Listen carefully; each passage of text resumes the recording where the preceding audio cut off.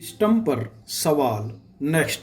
जमानत देना या न देना अपराध की प्रकृति पर तय होता है। पाई। कुख्यात अपराधी इस तरह से जेलों से बाहर आने लगे तो वे फिर अपराध नहीं करेंगे, इसकी गारंटी कौन देगा? प्रश्नवाचक पैरा। उत्तर प्रदेश के एनकाउंटर के मामले में सुनवाई के दौरान माननीय उच्चतम न्यायालय में प्रधान न्यायाधीश S.A. बोबड़े की तल्ख टिप्पणी को समूचे देश के संदर्भ में देखा जाना चाहिए। पाई। बोबड़े ने इस बात पर हैरानी जताई कि इतने केस होने के बावजूद विकास को जमानत मिल गई, यह समूचे सिस्टम की विफलता है। पाई। शीर्ष कोर्ट ने जब यह कहा कि जिस व्यक्ति को जेल की सलाखों के पीछे होना चाहिए उसे जमानत मिली, तो यह संकेत एक तरह से देश भर में कानून के उस राज की ओर भी है जिसमें संगीन अपराध करने वाले खुले घूमते दिखते हैं। पाई। विकास तो महज वानगी है। जिन अपराधियों को जेल में रहना था वे प्रक्रियागत खामियों का फायदा उठाते हुए न केवल जमानत या पेरोल ले आते हैं बल्कि अपना खौफ दुगुना करने में कामयाब हो जाते हैं। पाई। विकास के मामले में भी ऐसा ही हो रहा था। पाई। एक के बाद एक संगीन अपराधों में संलिप्तता सामने आने के बावजूद रसूख और सांठगांठ के बल पर वह जमानत पर बाहर आता गया। पाई। खुद उत्तर प्रदेश सरकार ने स्वीकार किया है कि विकास पर 65 केस दर्ज थे और वह पैरोल पर बाहर था। पाई। अपराध भी ऐसे कि कानून के रखवालों तक को चुनौती देने वाले। पाई। देश भर में विकास जैसे अपराधियों की कमी नहीं है। पाई। पुलिस व अपराधियों का गठजोड़ भी ऐसे अपराध और अपराधियों को बढ़ावा देने से नहीं चूकता। पाई। ये रसूख और धन के बूते पर समूची प्रक्रिया को ठेंगा दिखाते नजर आते हैं। पाई। ऐसे में विकास दुबे के प्रकरण में सुप्रीम कोर्ट की हैरानी पर किसी को अचरज नहीं होना चाहिए। पाई। पैरा। दरअसल किसी भी अपराध के मामले में आरोपी की गिरफ्तारी भी इसलिए होती है कि वह खुद तो न्यायिक प्रक्रिया में अलग रखने की कोशिश न करे। पाई। यही जमानत और पैरोल जैसे प्रावधान भी इसीलिए किए गए हैं ताकि सबको उनके वाजिब हक मिल सके। पाई। जमानत और पैरोल को अधिकार के रूप में नहीं माना जा सकता। पाई। इसके उलट हमारे यहाँ तो कानून के हर सख्त से सख्त प्रावधान का तोड़ निकालने के भी जतन खूब होते हैं। पाई। वाकई में जिन्हें जमानत मिलनी चाहिए वे तो पुलिस से लेकर अदालतों तक चक्कर लगाते रहते हैं और रसूखदार प्रक्रिया की खामियों के सहारे कानून के शिकंजे से दूर रहने में सफल हो जाते हैं। पाई।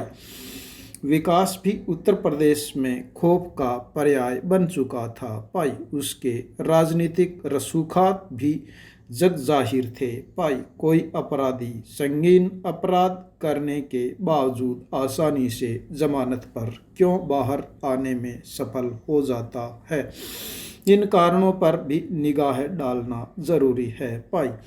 कई मर्तबा तो पुलिस भी अपराधी के खिलाफ समुचित तथ्य होने के बावजूद जानबूझकर इन्हें अदालत से छिपाने का प्रयास करती है। पाई। पुलिस व अपराधियों का ऐसा गठजोड़ ही माफिया राज को बढ़ावा देता है। पाई।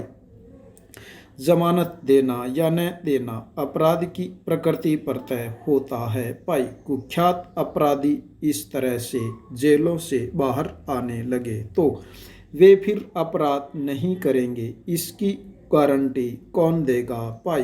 पुलिस को अपनी कार्यशैली में बदलाव लाना होगा, तभी अपराधियों में भय, आमजन में विश्वास का ध्येय वाक्य सार्थक होगा भाई।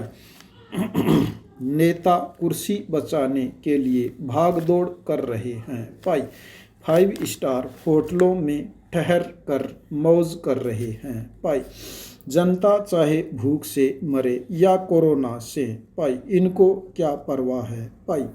ये भूल गए कि जनता ही है जिसने अपने को वोट देकर इसीलिए भेजा है ताकि वे आमजन के हितों का ध्यान रख सके भाई।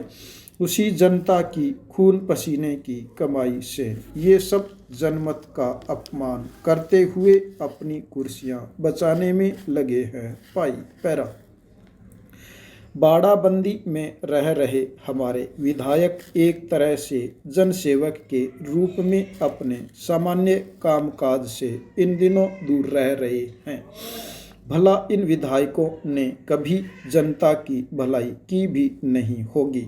इनका काम अक्सर से होता है भ्रष्टाचार करके पैसा कमाना, किसी गरीब कर्मचारी अधिकारी को वहां से स्थानांतरण कर बाहर भेज देना, किसी के गलत मुकदमा दर्ज करवा देना, किसी को सरेआम जनता के सामने डांट फटकार कर देना। ये हमारे इन एमएलए एमपी की मानसिकता में समावेश हो चुका है भाई। पैरा सरकार के कर्मचारी इस तरह से ड्यूटी पर नहीं आकर अपना विरोध करते हैं।